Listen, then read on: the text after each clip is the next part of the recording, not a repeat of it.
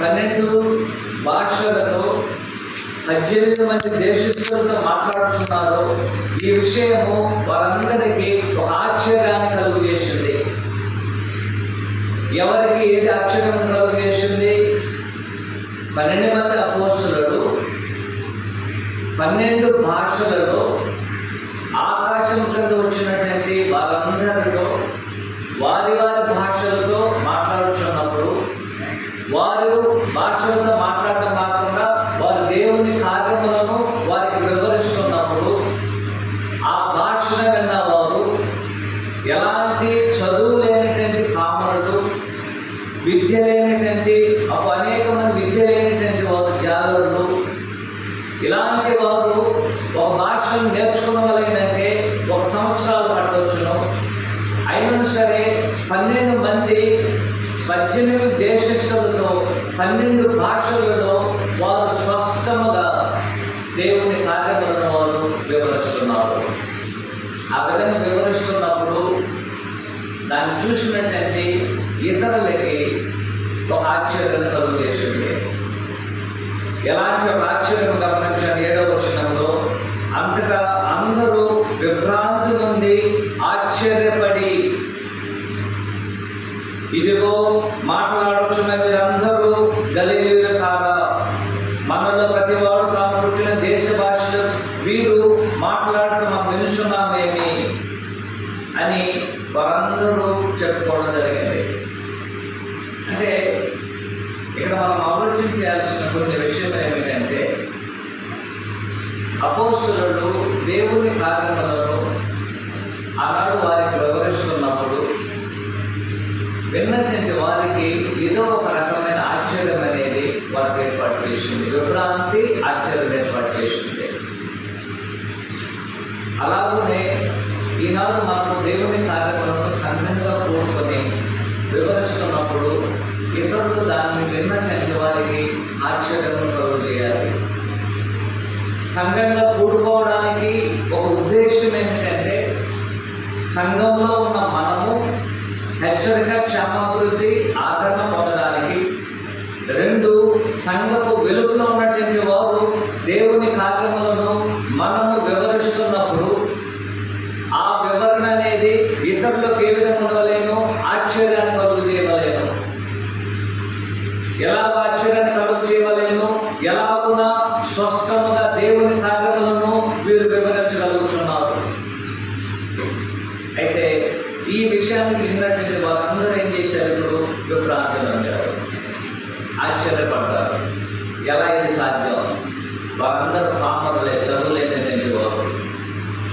చదువు లేని వాళ్ళంటే దాని అర్థము చదివే లేదని దాని అర్థం కాదు. ఇక్కడ పామరులు అనేటువంటి పదం దేనికి ఉపయోగించబడిందంటే, ఒక స్టాండర్డ్ ఇన్స్టిట్యూషన్లో చదువుకున్నటువంటి వారు కాదు. దాని అర్థము ఆనాడు చదువు అనేది ఆనాడు పౌలు గారు చదువుకున్నారు. ఎవరైనా చదువుకున్నారు? ఆయన గమనియలు కాలంలో కూడా చదువుకున్నారు. అలాగే ఒక స్టాండర్డైజ్ ఎడ్యుకేషన్ అనేది ఆ ఇన్స్టిట్యూషన్లో 12 మంది చదువుకోవాలి. అంతేగాని వారికి ఎవరికి భాష తెలియదు దాని అర్థం కాదు, వారికి తెలుసు. కానీ ఒక స్టాండర్డ్ ఇన్స్టిట్యూషన్లో గ్రాడ్యుయేషన్ సర్టిఫికేట్ లేనటువంటి వారు ఒక ఇన్స్టిట్యూషన్ చదివితే మనం గ్రాడ్యుయేషన్ సర్టిఫికేట్ చేస్తారు. అలాంటి ఒక సర్టిఫై చేయనటువంటి వారిని పాపంగా నాడు గుర్తించడం జరిగింది. అయితే ఈ కార్యములను ఏదో ఒక రకంగా వారిని ఏం చేసినప్పుడు ఆశ్చర్యం కలుగు చేసి వారిలో వారు మాట్లాడుకుంటున్నారు. ఏమనేసి ఇదేం జరుగుతుంది ఇక్కడ? నిన్నటి వారికి ఒక 2 గంటల ముందు వారికి వారందరినీ మనం చూస్తున్నాం. నిన్నటి వరకు మనతో కలిసి ఉన్నారు. వారందరూ వారికి భాష మనకు తెలుసును. వారు మాట్లాడే యాస భాష గలీలియ భాష. ఆ భాష కూడా సరిగా మాట్లాడలేనటువంటి వారు. వారందరూ పామరులు, అధిక శాతం మంది జాలరులు. వారందరూ కూడా ఏం చేస్తున్నారు? ఇలాంటి వారు ఒక 12 మంది ఏం చేస్తున్నారు? ఇప్పుడు ఒక ఆశ్చర్యకరముగా కొత్త లాంగ్వేజ్లో ఏం చేస్తున్నారు? వారు మాట్లాడుతున్నారు. ఆ విధంగా మాట్లాడటం అనేది వారికి ఆశ్చర్యమును మాత్రం కాకుండా వారికి ఒక ప్రశ్న జరిగింది. ఏమిటి? ఏం జరుగుతుంది? ఇలాగ మాట్లాడడానికి గల కారణం ఏమిటి అని వారు ఆరా తీయడానికి మొదలుపెట్టారు. కొంతమందికి ఆ ప్రశ్న వచ్చింది, కానీ కొంతమంది ఏం చేశారు, కొంతమంది దాన్ని అలాంటి ఒక సాగరం వారు చూస్తున్నప్పుడు వాళ్ళు చెప్తున్నారు, వీళ్ళంతా మధ్య తాగి ఉన్నారు. 5వ వచనం గమనించండి. 13వ వచనంలో కొందరైతే వీరు కొత్త మద్యంతో నిండి ఉన్నారని అపహాసం చేసేది. కొంతమంది దేవుని కార్యములు వివరిస్తున్నప్పుడు ఆశ్చర్యపడతారు, మరికొంతమంది విభ్రాంతి నొందుతారు, మరికొంతమంది ఇదేమని ప్రశ్నిస్తారు, మరికొంతమంది ఇతరులు ఏం చేస్తారు, మనల్ని అపహాస్యం చేస్తారు. ఎప్పుడైనా దేవుని కార్యములను మనం వివరిస్తున్నప్పుడు ఇది సర్వసాధారణంగా జరుగుతుంది. మనం ఆశ్చర్యపోవాల్సిన అవసరం అనేది లేదు. అయితే వాళ్ళకి వచ్చినటువంటి ఒక కంక్లూషన్ ఏమిటంటే, వారు ఏ విధంగా వచ్చిన వారు ఏ విధంగా మాట్లాడుతున్నారు, ఏ భాషల్ని మధ్య తాగి వచ్చి వారు ఈ విధంగా కొత్త మధ్యాహ్నం తాగి మాట్లాడుతున్నారని ఒక కంక్లూషన్కి వారు రావడం జరిగింది. అయితే విషయం ఏమిటంటే, కొత్త మద్యం అనేది ఏం చేయలేదు. ఒకవేళ మద్యం తాగారు అనుకోరు,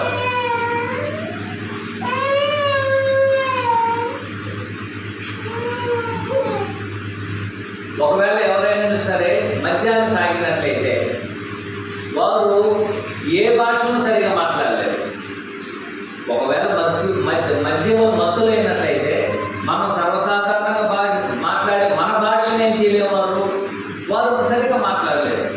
అలాగైనట్లయితే కొత్త భాషలతో మద్యం తాగిన వారు ఎలాగున్నా మాట్లాడగలరు, ఎలాగో మాట్లాడడానికి అవకాశం ఉన్నదని వారు తెలియజేస్తున్నారు.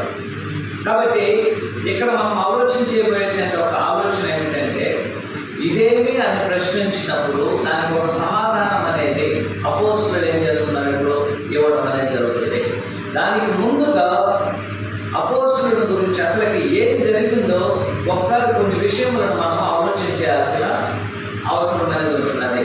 ఏ విషయాలు జరిగిందని, ఎందుకు అపోస్తలులు వారు 12 భాషలు మాట్లాడగలుగుతున్నారు, ఎలాగునా 12 భాషల్లో దేవుని కార్యములను వివరించగలుగుతున్నారు, ఎలాగునా వారందరూ స్పష్టముగా వారి వారి భాషల్లో దేవుని కార్యములను వివరించగలుగుతున్నారు. ఇవన్నిటికీ ఒక సమాధానం అనేది ఆనాడు అపోస్తలులు ఇవ్వాల్సిన అవసరం అనేది ఉంటున్నది. వారు ఇచ్చిన సమాధానం ఏమిటంటే ఒకే ఒక సమాధానము. అపోస్తలుల కార్యం 1వ వచనంలో ఈ విధంగా మనం చదవడానికి అవకాశం ఉంది. అపోస్తలుల కార్యము 1వ అధ్యాయము 4వ వచనము. ఆయన వారిని కలుసుకొని 2వ వచనం చదువుతారండి, 3వ వచనం నుంచి. ఆయన శ్రమపడిన తర్వాత 40 దినములు వారికి అగపడుచు దేవుని రాజ్య విషయములను గురించి బోధించుచు అనేక ప్రమాణములను చూపి వారికి తను సజీవంగా కనపరుచుకొనెను. ఆయన వారిని కలుసుకొని ఇలాగ ఆజ్ఞాపించును, మీరు యెరూషలేము నుండి వెళ్ళక నా వలన వినిన తండ్రి యొక్క వాగ్దానమును కనిపెట్టుడి. యోహాను నీళ్లలో బాప్తిసం ఇచ్చిన కానీ కొద్ది దినములలో మీరు పరిశుద్ధాత్మలో బాప్తిసం పొందేదనెను. ప్రభువైన యేసుక్రీస్తు వారు భూమి మీద 33 సంవత్సరాలు జీవించారు. ఆయన చనిపోయారు, సమాధి చేయబడ్డారు, మృతుల నుంచి ఆయన పునరుత్థానుడయ్యారు. పునరుత్థుడైన తర్వాత 40 దినముల భూమి మీద మనుషులందరికీ ఆయన అగుపడ్డారు. అగుపడి ఆయన చేసిన పని ఏమిటంటే, ఆయన నేను చనిపోయాను, మళ్ళా తిరిగి లేచాను అని, నేను సజీవుడుగానే ఉన్నాను, మీరు ఎవరినైతే చంపేశారో ఆయనే నేను ఇప్పుడు సజీవుడిగా ఉన్నాను అని తను తాను అనేక మంది రుజువులతో అనేకరికి ఏం చేశాడు, ఆయన నిరూపించాడు. దాన్ని ప్రత్యేకించి అపోస్తలులు కూడా ఏం చేశాడు, ఆయన నిరూపించడం జరిగింది. ఇప్పుడు ప్రశ్న ఏమిటంటే, ఆయన 40 దినాలు భూమి మీద ఉన్నారు. తర్వాత ఇప్పుడు ఏం చేస్తున్నారు, ఆయన 6వ వచనంలో ఆయన పైకి తీసుకెళ్ళిపోవడం అనేది జరుగుతుంది. 6వ వచనం, 7వ వచనంలో, 8వ వచనం గమనించినట్లయితే 9వ వచనం యేసుక్రీస్తు వారు ఆకాశంలోని మేఘమును బదం చేయబడుతున్నాడు, ఆయన వెళ్ళిపోవడం జరుగుతుంది. ఆయన వెళ్ళిపోవడానికి ముందుగా అక్కడ అపోస్తలులకి ఒక వాగ్దానం ఇచ్చాడు ఆయన. ఆ వాగ్దానం ఏమిటి? ఆ వాగ్దానం ఏమిటో గమనించండి. 6వ వచనంలో, 5వ వచనంలో, యోహాను నీళ్లలో బాప్తిసం ఇచ్చిన కానీ కొద్ది దినములు మీరు పరిశుద్ధాత్మలో బాప్తిసం పొందేదనను. వారికి ఇచ్చినటువంటి వాగ్దానం ఏమిటి? అక్కడ అపోస్తులకు ఇచ్చిన వాగ్దానం ఏమిటంటే పరిశుద్ధాత్మ వాగ్దానము మీరు పొందుతారు. అందువల్ల వారు ఏం చేయకూడదు? 4వ వచనం అని చెప్తున్నారు, ఆయన వారిని కలుసుకునేలా ఆజ్ఞాపించాను. మీరు యెరూషలేము నుండి వెళ్ళక నా వలన వినిన తండ్రి యొక్క వాగ్దానం కొరకు కనిపెట్టుడి. మనం ఆలోచించేబడి ఒక విషయం ఏమిటంటే పరిశుద్ధాత్మ వారు పొందిన వాగ్దానం అనేది మనకు సంబంధం అనేది లేదు. అయితే యేసుక్రీస్తు వారు వారి ఒక వాగ్దానాన్ని అనుగ్రహించారు. యేసు ప్రభు ఏం చేశారు? వారి ఒక వాగ్దానమును అనుగ్రహించారు. వారికి అనుగ్రహించబడిన వాగ్దానమును వారు పొందడానికి వారు చేసిన పని ఏంటి? ఈనాడు యేసుక్రీస్తు వారు మనకి అనేకమైన వాగ్దానములను ఆయన చేస్తున్నారు. ఆయన చేసిన వాగ్దానములు 1, 2 కాదు, అనేకమైన వాగ్దానాలు, 56 వాగ్దానాల గురించి పక్కన మందులో మనం ఒక్కొక్కదాన్ని చదవడానికి అవకాశం ఉంది. దాంట్లో ప్రత్యేకించి 2 పేతురు 1వ అధ్యాయం 4వ వచనంలో ఆ వాగ్దానాలు మనకు ఎలా ఉన్నాయంటే అమూల్యమైనవి, అత్యధికమైన వాగ్దానములను దేవుడు మనకి అనుగ్రహించున్నాడు. 2 పేతురు 1వ అధ్యాయము 4వ వచనము.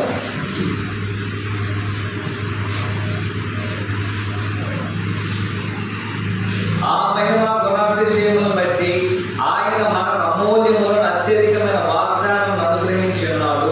దురాశను అనుసరించిన లోకమును భ్రష్టత్వము ఈ వాగ్దానమును తప్పించుకుని దైవ స్వభావమును పాల్గొనగలిగినట్టు అనుగ్రహించారు. 1వ యోహాను పత్రిక 2వ అధ్యాయము 25వ వచనము. 1వ యోహాను 2వ అధ్యాయము 25వ వచనం. నిత్య జీవం అనుగ్రహించుననేది ఆయన తానే మనకు చేసిన వాగ్దానమై ఉన్నది. 2 కొరింథీ 1వ అధ్యాయము 20వ వచనము. దేవుని వాగ్దానములు ఎన్ని అయినను అన్ని క్రీస్తునందు అవునట్టుగానే ఉన్నవి కనుక మనం ఆయన ద్వారా దేవుని మహిమ పొందుటకై అవి ఆయన వలన నిశ్చయమై ఉన్నవి. ఇప్పుడు ఆనాడు యేసుక్రీస్తు వారు ఒక ప్రత్యేకమైన వాగ్దానమును అపోస్తలులకి ఆయన అనుగ్రహించారు. ఈనాడు క్రైస్తవులైన మనకి దేవుడు అనేకమైన వాగ్దానములను అనుగ్రహించున్నాడు. ఒకప్పుడు దేవుడు ఇశ్రాయేలీయులకి అబ్రహాము గారికి ఒక ప్రత్యేకమైన వాగ్దానములను అనుగ్రహించారు. అంటే దాని అర్థం ఏమిటి? ప్రత్యేకమైన వాగ్దానం అనేది ఒక ప్రత్యేకమైనటువంటి వారికి ఇచ్చేటండి. వారి వాగ్దానములు మనకు రాకపోవచ్చును, మనకున్న వాగ్దానములు వారికి రాకపోవచ్చు. అబ్రహాము గారు చేసిన వాగ్దానములు క్రైస్తవులకు లేదు. అబ్రహాము చేసిన ఒకే ఒక వాగ్దానం మాత్రం మనకేం చేయబడుతుంది? వర్తిస్తుంది. అదేమిటంటే యేసుక్రీస్తు నందు లోకరాజ్యములు ఆశీర్వదించబడాలి. ఈ వాగ్దానానికి మనమందరము వారసులై ఉన్నాము. కానీ ఆయన దానికి ముందుగా ఇచ్చిన 3 వాగ్దానములు మనం ఏం చేయలేము, పొందలేము. ఒకటేమిటి? నీ కుమారుని ఇస్తానని చెప్పారు. 2వ వాగ్దానం ఏమిటి? అపమానం విస్తరింపజేస్తానని చెప్పారు. 3వ వాగ్దానం ఏమిటి? భూసంబంధమైన కణాన్ని మీరు స్వతంత్రించుకుంటారని దేవుడు అబ్రహాముకి వాగ్దానం చేశారు. 4వ వాగ్దానం ఏమిటంటే నీ కుమారుని ద్వారా, నీ సంతానము ద్వారా లోకరాజ్యములు ఆశీర్వదించబడుతుంది. ఈ మొదటి చెప్పబడిన 3 వాగ్దానాలు ఎవరికి సంబంధించినది? ఇశ్రాయేలుకు సంబంధించింది. 4వ వాగ్దానం లోకంలో ఉన్న ప్రతి ఒక్కరికి సంబంధించినటువంటి వాగ్దానం. 2వది అక్కడ అపోస్తలులకి ప్రత్యేకించి యేసుక్రీస్తు వారు ఒక వాగ్దానం చేశారు. ఆ వాగ్దానం ఏమిటి? వేరొక ఆదరణకర్తను మీకు నేను నా నామమున పంపించబోతున్నాను. లేనట్టయితే పరిశుద్ధాత్మను గురించిన వాగ్దానమును వారు పొందబోతున్నారు. ఆ వాగ్దానం గురించి 6వ వచనంలో అపోస్తలుల కార్యం 1వ అధ్యాయం ఈ విధంగా తెలియజేస్తుంది. యోహాను నీళ్లలో బాప్తిసం ఇచ్చిన కానీ కొద్ది దినములు మీరు పరిశుద్ధాత్మలో బాప్తిసం పొందుదురనే వాగ్దానమును యేసుక్రీస్తు వారు 12 మంది అపోస్తలులకి అనుగ్రహించారు. ఆనాడు అబ్రహాము గారు తనకు చేసిన వాగ్దానములను ఆయన స్వతంత్రించుకోవడానికి ఆయన ఎంతో విశ్వాసం కలిగి నమ్మకం కలిగి ఉన్నందువలన ఆ వాగ్దానములను ఆయన స్వతంత్రించుకున్నారు. ఇప్పుడు మనకున్న వాగ్దానములను మనం స్వతంత్రించుకోవాలంటే మనము ఇతరులు ఏ విధంగా వాగ్దానం చేయబడి వారు స్వతంత్రం తెలుసుకోవడం ద్వారా మనము కూడా వాగ్దానం స్వతంత్రించుకోవడానికి అవకాశం ఉన్నది. మనకేం వాగ్దానం చేయబడింది? ఒకే ఒక వాగ్దానం చూశాము. ఆ వాగ్దానం ఏమిటంటే ఆయనే మనకు చేసినటువంటి వాగ్దానం ఏమిటి? నిత్య జీవం ఇస్తాడనే వాగ్దానమును ఆయన మనకు అనుగ్రహించున్నాడు.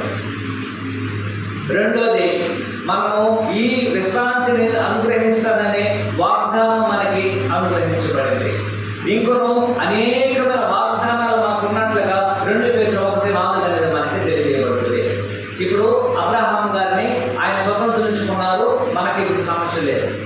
ఇప్పుడు అపోస్తలులకి యేసుక్రీస్తు వారు ఏం చేశారు? ఒక వాగ్దానాన్ని ఇచ్చారు. అపోస్తలులకు మాత్రమే అనుగ్రహించబడింది. ఆ వాగ్దానం ఏమిటి? పరిశుద్ధాత్మలో మీరు బాప్తిసము పొందెదరు. ఆ బాప్తిసము పొందే వాగ్దానం వారు పొందవలేనంటే వారు చేయవలసిన మొదటి పని ఏమిటి? వారు చేయాల్సిన మొదటి పని ఏమిటండి? అపోస్తలులు యేసుక్రీస్తు వారు ఇచ్చిన వాగ్దానం పొందవలేనంటే వారు చేయవలసిన పని ఏమిటంటే, మొదటగా ఆయన చెప్పిన 5వ వచనంలో 3వ వచనము అపోస్తల కార్యములో, మీరు యెరూషలేము నుంచి ఏం చేయకూడదు? మీరు వెళ్ళకూడదు. మీరు ఎక్కడ ఉండవలేను? ఆ వాగ్దానాన్ని మీరు స్వతంత్రించుకోవలేనంటే వారు ఉండవలసిన ఒకే ఒక ప్రాంతం ఏమిటంటే యెరూషలేములో ఉండాలి. ఈ వాగ్దానం ఏం చేశారు? వారు 2వ అధ్యాయం 1వ వచనం నుంచి ఆ వాగ్దానం పొందారు. ఏ వాగ్దానం పొందారు? పరిశుద్ధాత్మ యొక్క బాప్తిసం. పరిశుద్ధాత్మలో 12 మంది అపోస్తలులు బాప్తిసం పొందారు. ఆ విధంగా బాప్తిసం పొందారని మనకు ఎలాగో తెలుసును? ఇప్పుడు మనం చదివినట్టు 8వ వచనంలో అక్కడ ఉన్నటువంటి వారందరూ ఏం చేశారు?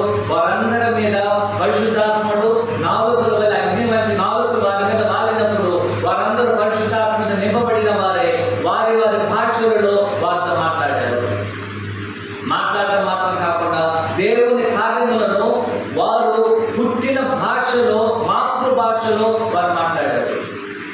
ఆ విధంగా మాట్లాడటము వారి ఆశ్చర్యమును, కలవరమును అనుగ్రహించింది. అంటే దాని అర్థం ఏమిటంటే, యేసుక్రీస్తు వాగ్దానం అపోస్తలులకు చేశాడు. ఆయన చేసిన వాగ్దానాన్ని 10 రోజుల్లోనే ఆయన నెరవేర్చాడు. 40 దినాలు భూమి మీద ఉన్నారు ఆయన. 40 దినాలు ఆయన భూమి మీద ఉండడం జరిగింది. యేసుక్రీస్తు ఎప్పుడు చనిపోయారు? పస్కాలో చనిపోయారు. పస్కా తర్వాత ఏం చేశారు? ఆయన చంపబడ్డారు. పస్కా నుంచి కరెక్ట్గా 50వ దినం పెంతెకోస్తు పండుగ దినం వస్తుంది. కాబట్టి యేసుక్రీస్తు వారు ఏం చేయబడ్డారు? ఆ రోజున ఏం చేయబడ్డారు? ఆయన చంపబడ్డారు. ఆ దినం మహాదినము కాబట్టి, అంటే ఆ రోజు పస్కా అనుసరించే దినము కాబట్టి ఆయన వెంటనే ఏం చేశారు?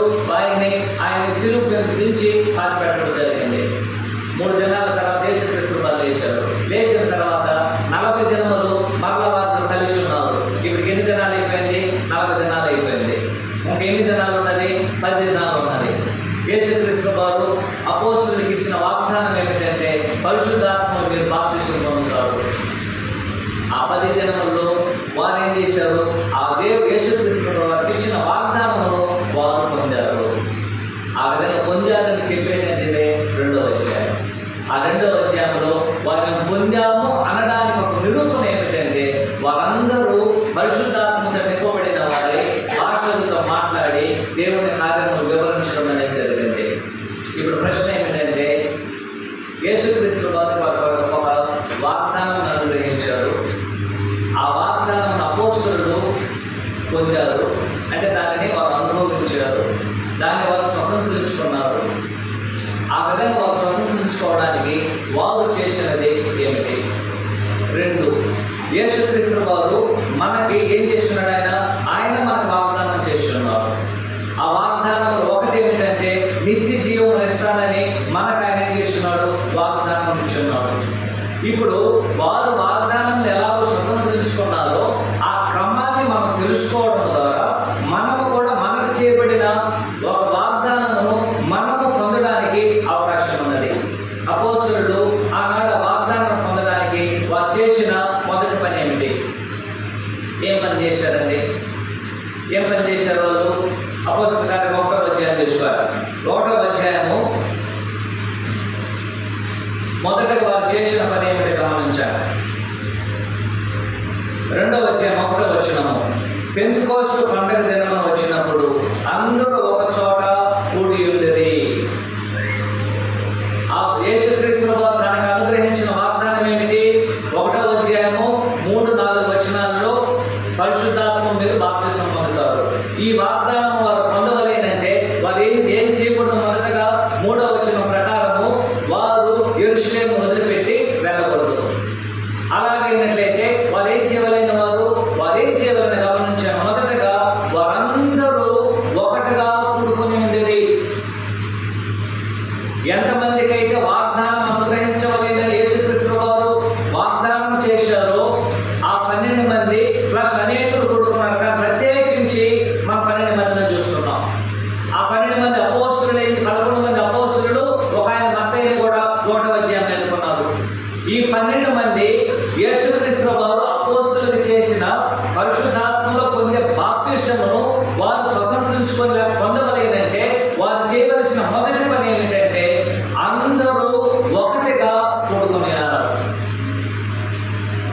ఈనాడు సంఘంలో ఉన్న మనము సంఘానికి యేసుక్రీస్తు వారు అనుగ్రహించిన వాగ్దానం మనం పొందవలేదంటే మనమందరము ఒకటిగా కూడుకోవాలి, ఒకేసారి కూడుకోవాలి.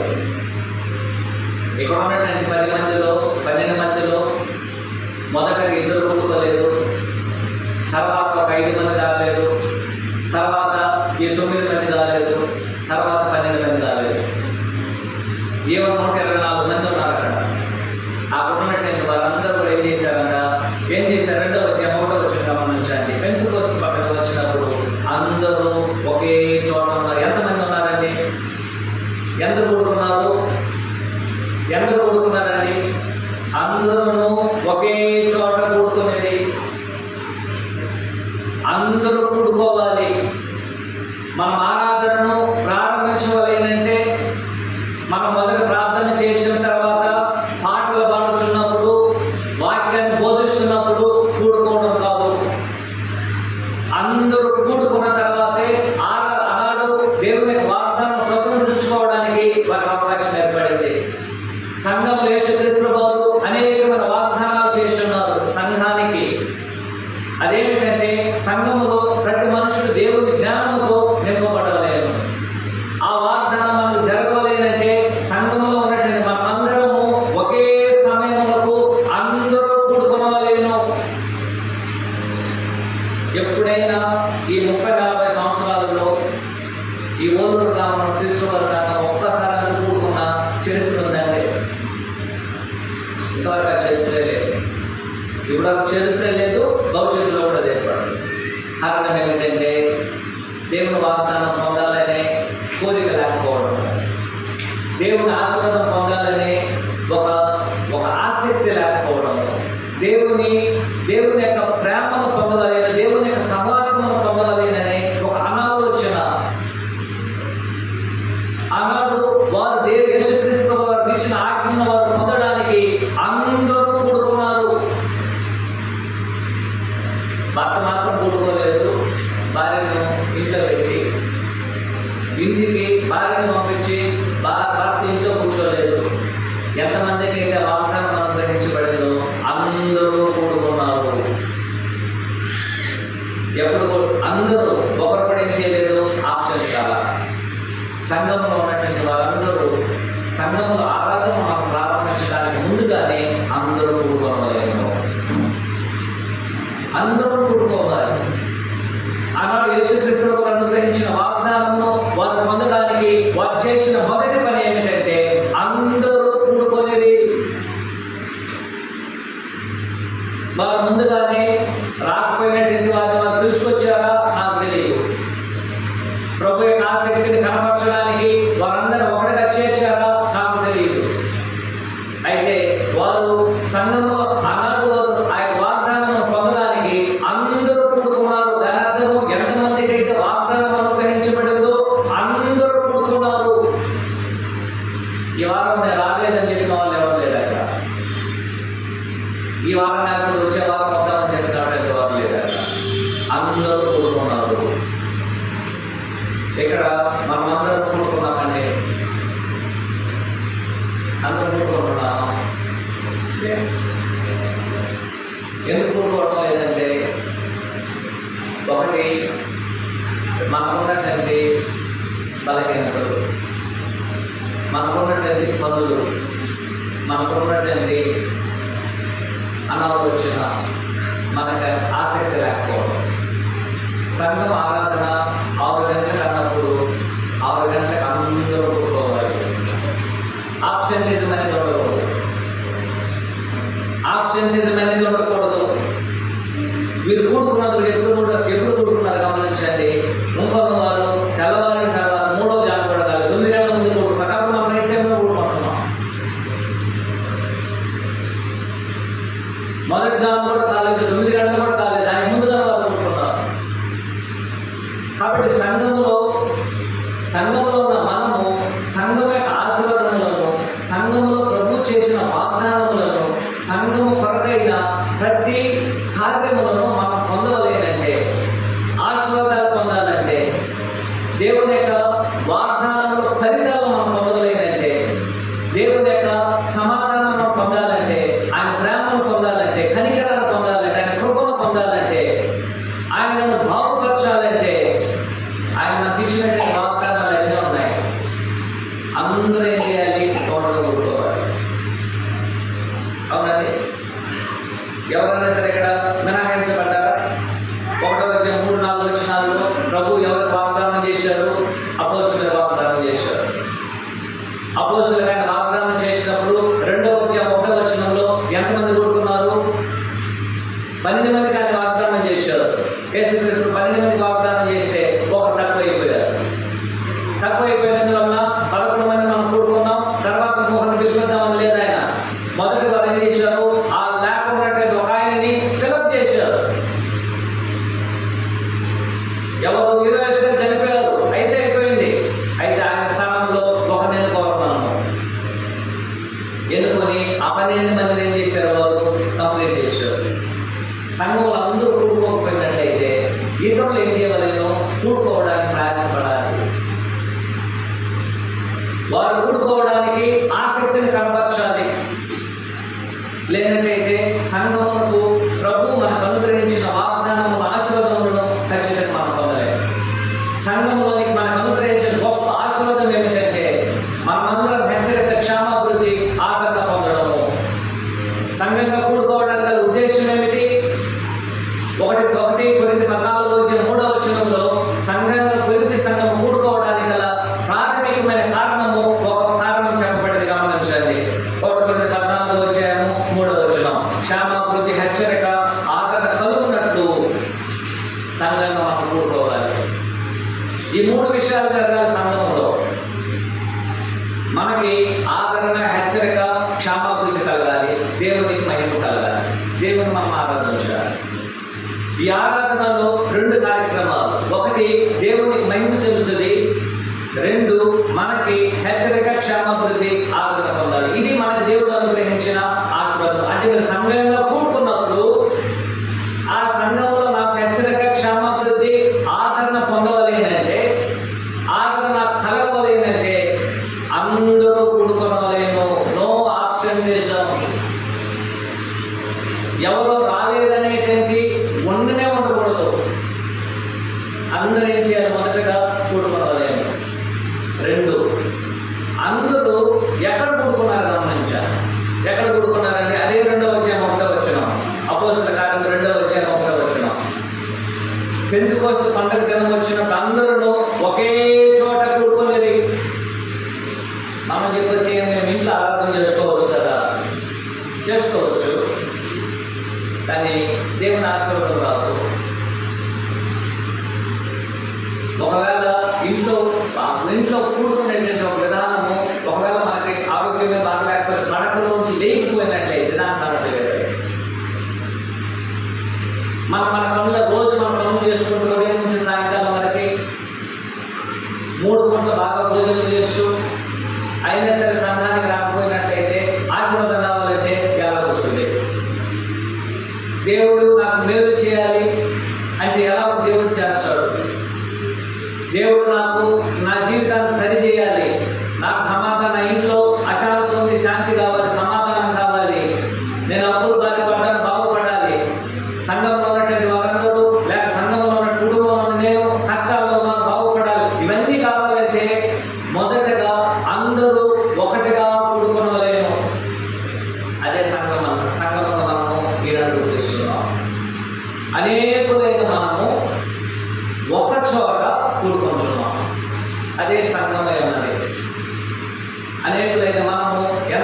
సంఘంగా కూడుకుంటున్నాం, అందరూ కూడుకుంటున్నాం, ఒకే చోట కూడుకుంటున్నాం, లేదని చెప్పడం లేదు.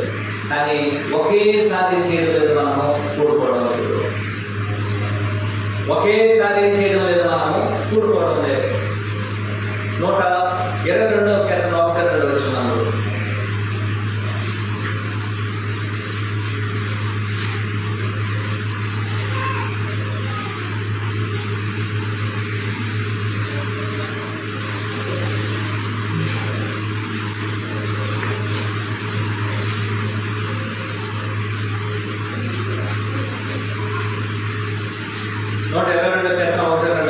యెహోవా మందిరమునకు వెళ్ళుదుము, జనులు నాతో నిన్నప్పుడు నేను సంతోషించుదును.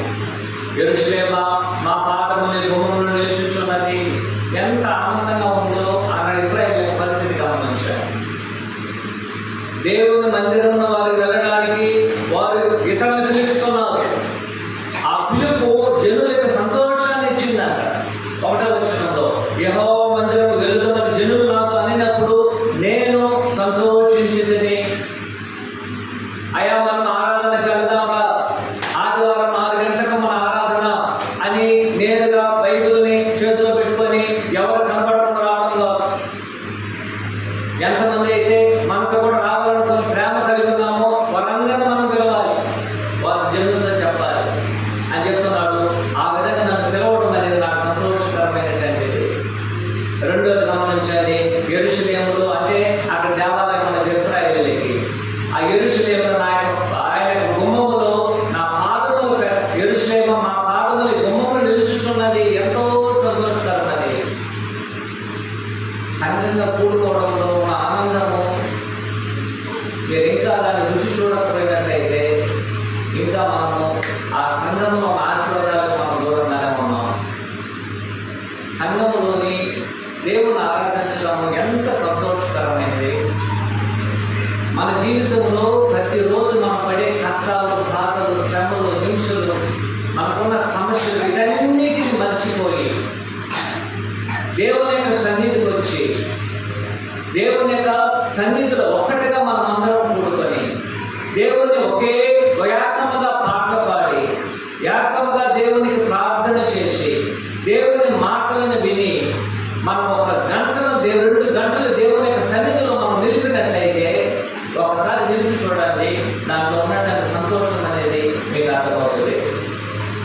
ఇక్కడ కూర్చొని కూడా ఎక్కడో ఆలోచన చేస్తుంటే ఆ సంతోషానికి వారసులు మీరు కావచ్చు.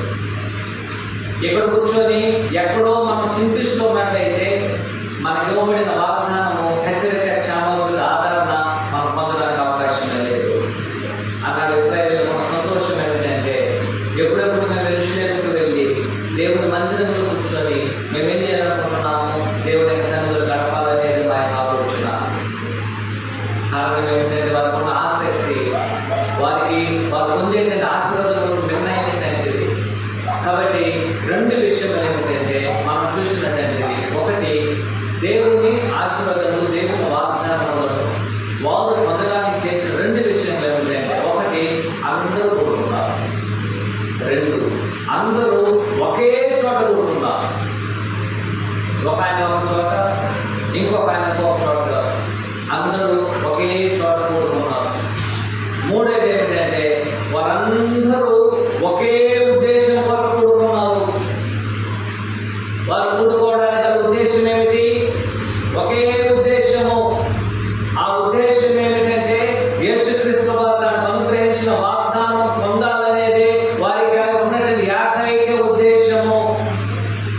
మనమందరం ఇక్కడ కూడుకోవడానికి గల ఒకే ఒక ఉద్దేశం ఏమిటంటే మనమందరం యేసుక్రీస్తు వారి సారూప్యాన్ని ధరించుకోవడానికి, హెచ్చరిక, క్షేమాభివృద్ధి, ఆదరణ పొందడమే.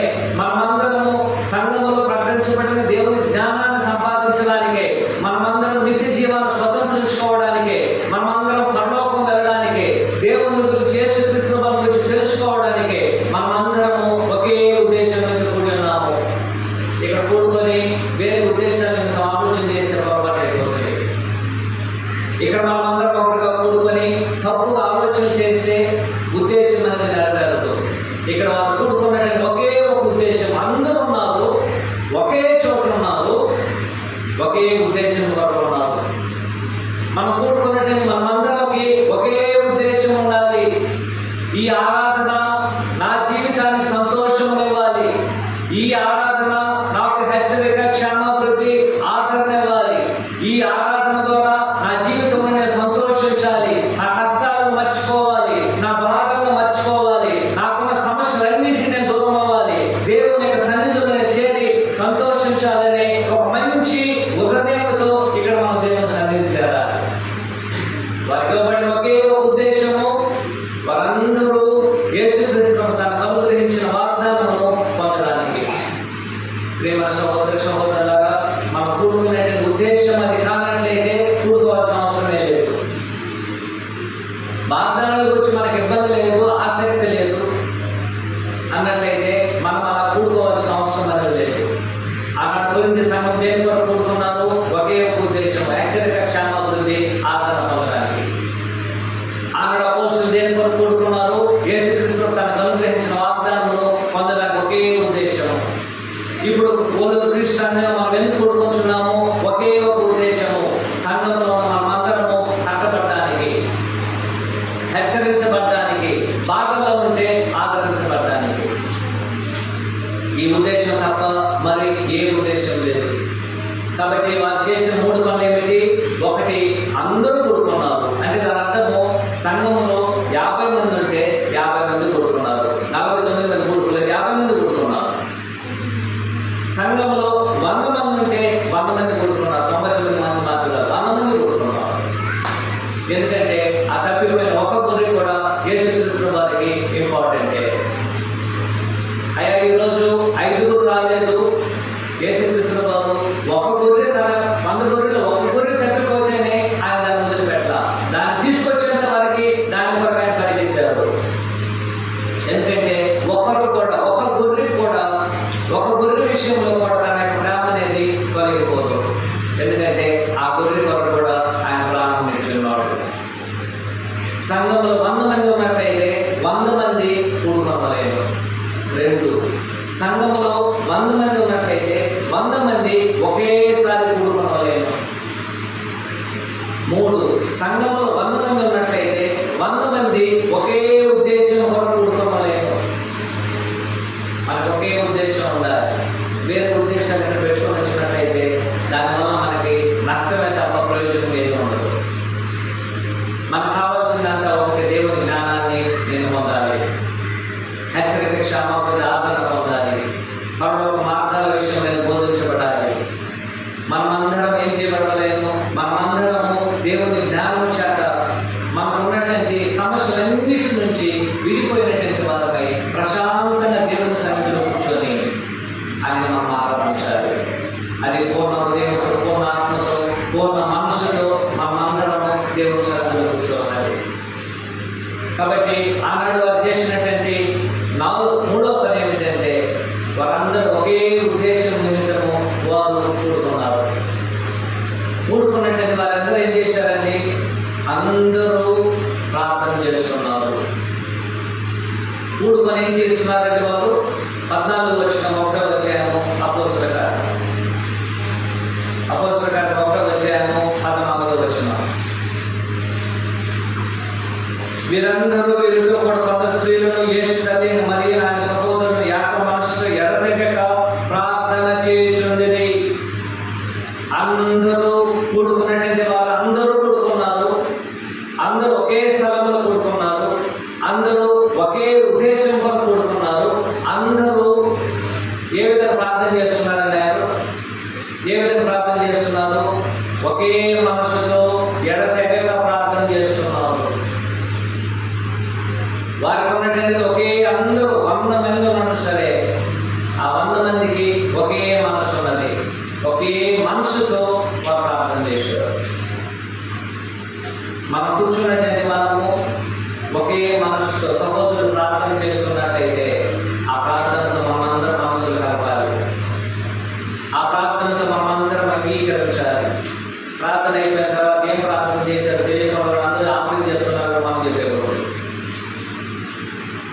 ఏం ప్రార్థన చేస్తున్నారో మనం జాగ్రత్తగా మనము దాన్ని ఆలోచన చేయాలి. ఎందుకంటే ఆమె అన్నట్టు దాని అర్థము నేను ఏమైతే ప్రార్థన చేస్తున్నాను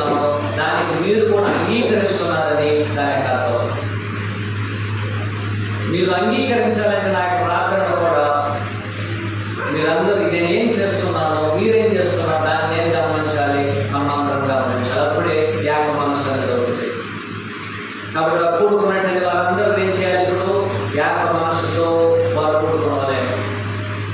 ఏక మనసుతో వారందరూ దేవునికి ఏం చేస్తున్నారు? ప్రార్థన చేస్తున్నారు. ఇక్కడ కూర్చున్నట్లయితే మనము అందరము ఒకటి కూడుకోలేదు. 2 అందరము ఎంతమంది ఉన్నాం అంతమంది ఒకే చోట కూడుకున్నాం. 3 అందరము ఒకే ఉద్దేశంతో కూడుకున్నాం లేదా నాకు తెలియదు, కానీ ఒకే ఉద్దేశం వరకు మనం కూడుకోవాలి. అయితే కూడుకున్నట్టు మనం అందరము ఒకే మనసుతో ప్రార్థించాలి దేవునికి. మనకు చేయబడిన ఆశీర్వాదాలను మనం పొందడానికి అందరూ ఏకీభవించాలి, ఒకే మనసు కలిగి ఉండాలి. ఒకే మన ఆలోచనలు మనం ఉండొచ్చు. సాధారణంగా మనకి కూర్చున్నా సరే అది ఆలోచన కలిగించవచ్చు. అనేక మన ఆలోచన మన హృదయాలు రావచ్చు, కానీ వాటన్నిటిని వదిలిపెట్టాలి. కానీ ప్రభు సన్నిధిలో మనం కూర్చున్నట్లయితే మనము ఒకే ఏక మనసు ఉండాలి. అయితే ఆశీర్వాదం వారు పొందలేదంటే 5వది వారు చేయవలసిన పని ఏమిటంటే వారు ఏం చేయకూడదు? వారు యెరూషలేమును వదిలిపెట్టి వెళ్ళకూడదు. 3వ వచనం, 1వ అధ్యాయము 3వ వచనం. అపోస్తలుల కార్యము 1వ అధ్యాయము 3వ వచనం.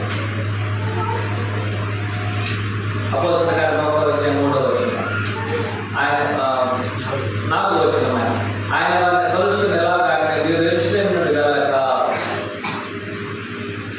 వారి వాగ్దానం పొందవలేనంటే వారు చేయాల్సిన 5వ పని ఏమిటి?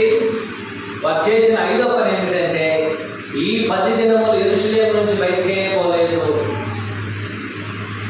ఆ 10 దినములు యేసుక్రీస్తు వారికి అనుగ్రహించిన వాగ్దానాన్ని పొందడానికి వారు ఎక్కడ యెరూషలేము వదిలిపెట్టి ఏం చేయలేదు, వారు బయటికి వెళ్ళలేదు. అలాగనే మనం ఆరాధనలో కలుసుకోవడానికి ఆదివారం మన ఆరాధన జరుగుతున్నట్లయితే ఆ దినమున ఎక్కడికి మనం బయటికి వెళ్ళకూడదు.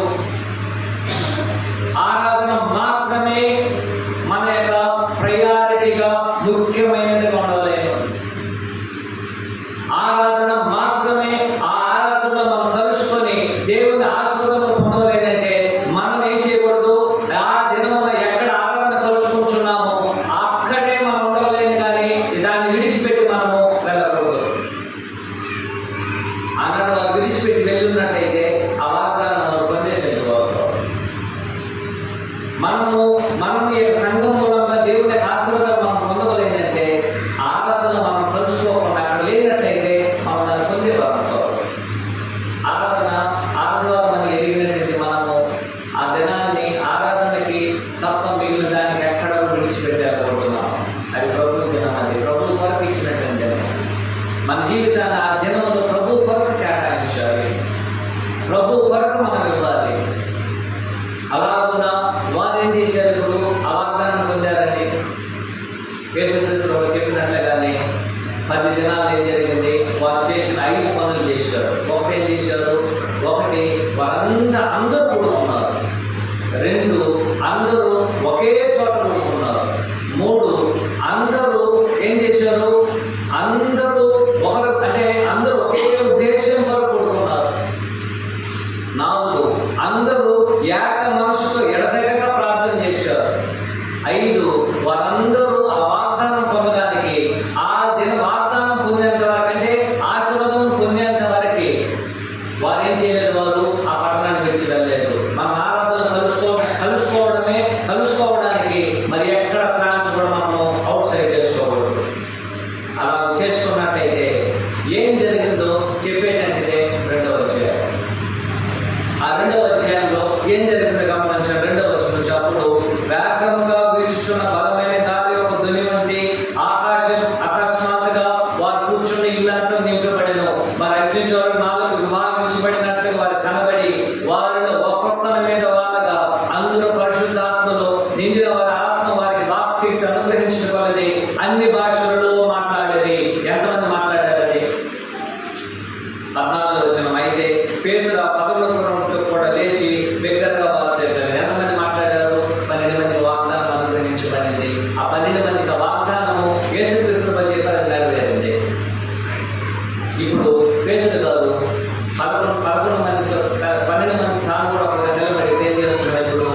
ఎందుకు ఎలాగున యేసుక్రీస్తు ఆ వాగ్దానం తనకు నెరవేర్చారో తెలియజేసేటంటే రెండవ విషయం.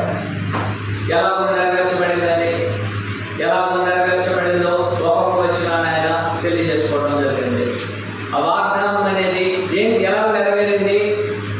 ఒకటి, యేసుక్రీస్తు గారు చెప్పిన సమయానికి జరిగింది. యేసుక్రీస్తు బాబు ఏ సమయంలో అది జరుగుతుందని చెప్పాడో అదే సమయంలో ఏం చేయబడింది? జరిగినట్టు వాళ్ళది. ఆ సమయంలో మార్చబడలేదు. అది ఆ సమయం అనేది మార్చబడలేదు. మీరు యెరూషలేములో ఉండండి, 10 దినాలు మీరు వాగ్దానం పొందారని చెప్పారు ఆయన. అదే దినములు ఏం చేశారు? అదే సమయములకు వారు ఆశీర్వదించబడ్డారు, వాగ్దానం పొందారు. ఈనాడు మన వాగ్దానం యేసుక్రీస్తు వారి వాగ్దానము లేక ఆశీర్వాదములను మనం పొందవలగినట్లయితే మనము ఆ ఏ సమయంలో ఆయన మనకి ఇస్తాడో అదే సమయంలో ఆయన అనుగ్రహిస్తాడు. సందేహించాల్సిన అవసరం లేదు. అయితే అపోస్తలులు దాన్ని పొందడానికి చేసిన 5 విషయాలు కూడా మనం చేయాలి. మనం హెచ్చరిక, క్షేమాభివృద్ధి, ఆదరణ పొందవాలంటే, మన జీవితంలో సంతోషం కావాలంటే, దేవుని సన్నిధిలో మీకు సమాధానం కావాలనుకున్నట్లయితే, మనందరి జీవితంలో ప్రభువుని జీవించాలని కోరుకున్నట్లయితే, మనమందరం దేవుని జ్ఞానం తెలుపబడాలంటే, దేవుని చిత్తము జరిగించి ఆయన ప్రభువుని జీవించాలని కోరుకున్నట్లయితే మనకి దేవుని ఆశీర్వాదం లేకుండా మనం జీవించలేము. ఆయన వాగ్దానములు అమూల్యమైన, అత్యధికమైనటువంటి పాత్రలను కంపేర్ చేసినప్పుడు మనకి ఇవ్వబడిన వాగ్దానం అమూల్యమైన, అత్యధికమైనటువంటి వాగ్దానములు. ఆ వాగ్దానం నీకు నేను పొందవలేదంటే, ప్రత్యేకించి సంఘంలో మనకు అనుగ్రహించిన వాగ్దానములు మనం పొందవలేదంటే మనం 5 విషయాలు చేయాలి. ఆ విధంగా చేసినట్లయితే సరి అయిన సమయంలో, వాగ్దానం చేసిన సమయంలో ఆయన మనకు అనుగ్రహిస్తారు. సందేహించాల్సిన అవసరం అనేది ఎక్కడ కూడా లేదు. 2, ఆయన ఇచ్చిన వాగ్దానంలో మనం ఎదురు చూడలేదంటే ఒక సందర్భంలో వస్తుంది. ఎందుకంటే 2వ వచనం గమనించండి. ఆయన చెప్తున్నాడు, అయ్యా ఆకాశం అప్పుడు వేగంగా వీచి బలమైన ఒక ధ్వని ఆకాశం నుండి అకస్మాత్తుగా వచ్చాను. ఆయన వాగ్దానం అనేది ఎలా వస్తుంది? మనం ఎదురు చూడని విధానంలో అకస్మాత్తుగా మనకు వస్తుంది. దేవుడు మనకు అనుగ్రహించిన ఆశీర్వాదము అకస్మాత్తుగా మనకు వస్తున్నది. దేవుడు మనకి ఇచ్చినటువంటి గొప్ప, మనకు ఇవ్వబడిన ఆత్మస్వరూపం, ఆశీర్వాదం, హెచ్చరిక, క్షేమం, ఆదరణ మనకి అకస్మాత్తుగా మనకు కలిగేటువంటిది. అంటే మనం ఎదురు మనం ఎప్పుడైతే వాటిని చేస్తున్నామో, ఒకటి ఆయన తగిన సమయంలో మనకి ఇస్తాడు. రెండోది చేంజ్ చేస్తాడు ఆయన. చేస్తాడంటే ఆయన చెప్తున్నాడు, అయ్యా ఆయన అనుకున్న రీతిలో ఖచ్చితంగా ఏం చేస్తాడు? ఆయన అకస్మాత్తుగా వస్తుంది. 3వది, వాగ్దానం రావడం మాత్రం కాకుండా, ఒకరి మీద కాకుండా, ఆ వాగ్దానం అనేది ఎంతమందికి చేయబడిందో అందరికీ వస్తున్నది. అదే 2వ వచనం. 3వ వచనంలో మరి అగ్నిజాలం 4 వివరించినట్టు వారి కనబడి వారిలో ఒక్కొక్కరి మీద వాళ్ళగా వాగ్దానం అనేది వారికి ఏ విధంగా చేయబడింది? ఒకరి మీద మాత్రం వాళ్ళ మొదటి మీద ఎవరి మీద వాళ్ళని తెలియదు, కానీ మొదటి ఒక ఆయన మీద వాళ్ళని, తర్వాత అలాగున 12 మీదకి వచ్చింది. అలాగున దేవుడు మనకు చేసిన, సంఘంలో చేసిన, అంటే క్రైస్తవులకి, క్రీస్తు మనకి సంఘంలో చేసిన వాగ్దానముల ఆశీర్వాదం మనకు రావాలంటే అది ఒకటి, ఆయన అనుకున్న సమయంలో మనకు అనుగ్రహిస్తాడు. 2, అది అకస్మాత్తుగా మనకు వస్తుంది. 3, ఒకరికి మాత్రం కాదు, అందరికి వస్తుంది. ఆ విధంగా రావాలంటే మనం ఏం చేయాలి? అంటే మనం చెప్పబడినటువంటి 5 విషయాలను మనం జాగ్రత్తగా చేయాల్సిన అవసరం జరుగుతున్నది. ఏమేమి చేయాలండి? 1, అందరం కొడుకోవాలి. అవునండి, ఎంతమంది కొడుకోవాలి? అందరం కొడుకోవాలి. 2, ఒకే చోట కొడుకోవాలి. 3, ఒకే ఉద్దేశంతో కొడుకోవాలి. 4, అందరం ఒకే మనసుతో మనము ప్రార్థించాలి. 5, దేవుని ఆరాధనకి నువ్వు రావడానికి ఆ దినమున మనం బయటకి ఎక్కడ వెళ్ళకుండా అక్కడే ఉండాలి. ఇవి మనం చేసినట్లయితే ఆయన మనకు చేసిన వాగ్దానములను, సంఘంలో మనకు చేసిన వాగ్దానములు, ఏ వాగ్దానాలు అయితే ఉన్నవి అవన్నీ వాటిని ఆయన తన తగిన సమయంలో ఖచ్చితంగా ఆయన చెప్పిన సమయంలో మనకు వర్తిస్తుంది. 2, అది అకస్మాత్తుగా వస్తుంది. 3, ఒకరి ద్వారా అందరికీ వస్తుంది.